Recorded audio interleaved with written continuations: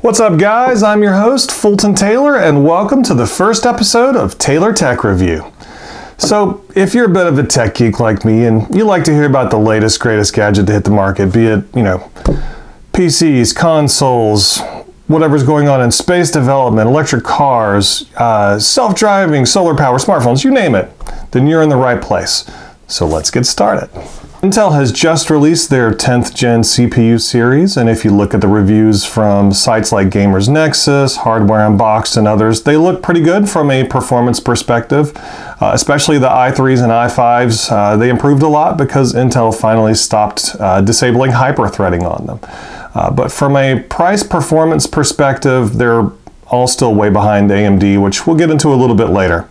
Sorry, Intel, you were just too late, too expensive, and especially for the 10900K, way too hot. The Tom's Hardware review for the 10900K had the tagline, "Kick the tires and light the TDP fires," since it seems to require a 360 millimeter water cooler to hit peak performance and pulls 300 watts plus to get there. Moving on to some AMD news, they decided to soak Intel's TDP fires by dropping the price of their 12-core 3900X to $410, severely undercutting the 10-core 10900K. They've also dropped the 3950X to $710, and we've got, well, at this point, quite a few leaks floating around that on July 7th, AMD really seems to like the 7-7 thing. That AMD will be releasing 3 new Zen 3 chips. We'll be getting a 6-core 3600 XT, an 8-core 3800 XT, and a 12-core 3900 XT. Now, there's no actual changes to the Zen 2 chip. This is really just a year of manufacturing practice, letting them get better yields and higher speed bins. There have been a few different sets of numbers leaked, but one from ChipHell had the most information, and it was showing base and boost clocks 200 to 300 megahertz higher each. We've also gotten some Cinebench R15 and R20 results for the 3900 XT, but the most interesting part of those numbers were actually the much higher all-core boost, which hit 4.6 gigahertz, and the single-core boost hitting 4.8 gigahertz. This might be enough to take the gaming crown from Intel's 10900K. July's not that far away, so we'll find out pretty soon. This leads us into the next story about some rumored changes coming to Zen 3. Now, so far this year, we've heard rumors that AMD would be releasing Zen 3 anywhere from September to November. But the latest rumors coming from Digitimes and video cards are stating that AMD has changed plans for Zen 3, and instead of being produced on TSMC's 7nm EUV process, they'll instead be launching it in 2021 on the 5nm EUV node. Now, this goes directly against AMD's public roadmaps, so take it with a large grain of salt. Now, this next bit is speculation on my part, but there have been reports a couple of months ago that AMD had bought a large portion of TSMC's 5nm production for the second half of 2020. So it's possible that these reports are either talking about a Zen 3 APU or their first CDNA GPU for the data center.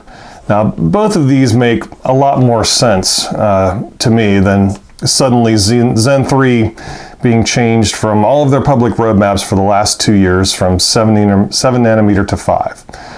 If I had to pick between the two of these, I'd go with the CDNA GPU, since AMD's got a long history of being the first to a new node on a GPU, just like they did with Radeon 7 in January of 2019. That lines up perfectly with our next topic, which is that both AMD and NVIDIA will be releasing their new GPUs in September.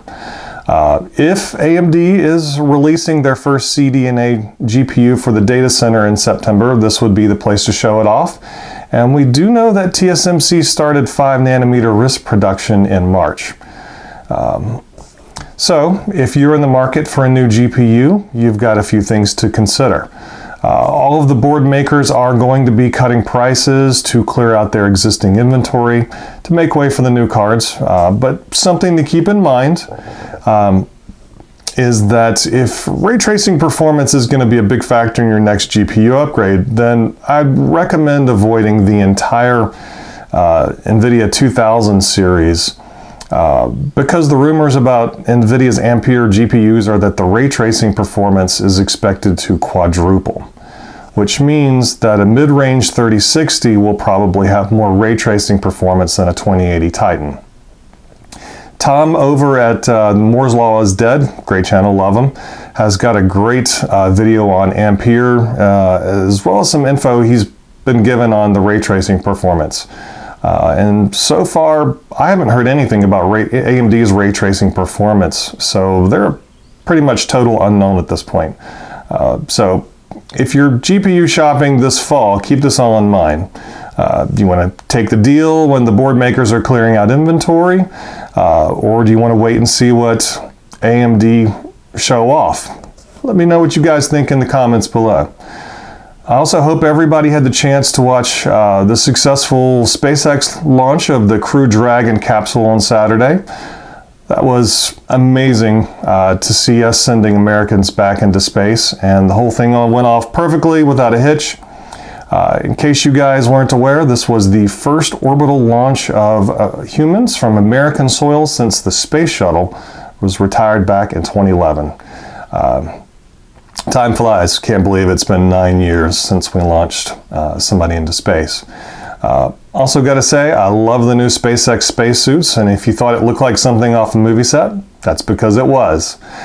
They were designed by legendary Hollywood costume designer Jose Fernandez, who's made suits for movies like Wonder Woman, Wolverine, Batman and Superman, and Captain America Civil War. You gotta love Elon's style. Guy launches his Tesla Roadster into space, then he gets Hollywood to design the spacesuits. By the time Starship's ready to go to the moon and Mars, I expect the astronauts will be wearing MMC power armor. That's going to wrap it up for today's episode. Thank you guys so much for watching, and if you liked this video, I'd appreciate it if you'd shatter the like and subscribe buttons because it really does help with the YouTube algorithm. Until next time, take care.